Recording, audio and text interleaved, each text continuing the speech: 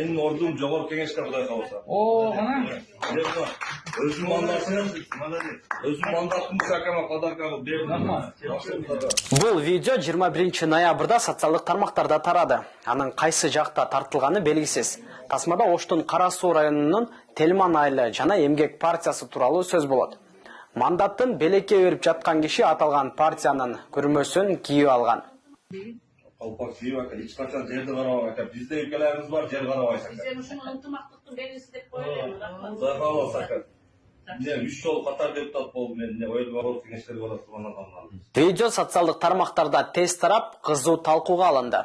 Негизи мандатты белекке берсе болобу? Буга мыйзам жол береби?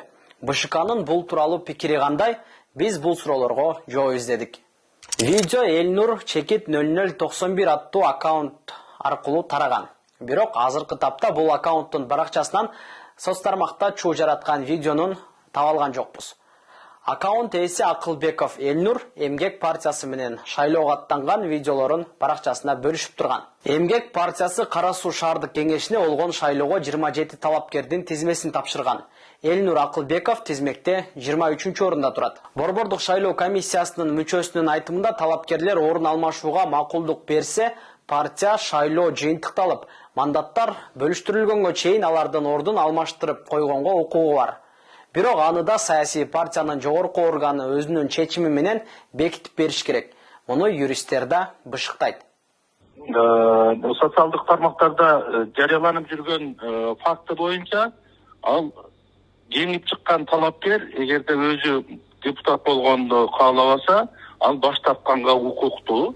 Жана ал тизмеде болгон болсо, мен жана айттым, мандаттар бөлүштүрүлгөнгө чейин алмашса болот деп талапкер катары. Анан талапкер эмес кишиге өткөзүп бергенге, жага ушундай белек катары бергенге эч кимдин укугу жок. Ал сөзсүз түрдө талапкер катары катталган талапкер болуш керек.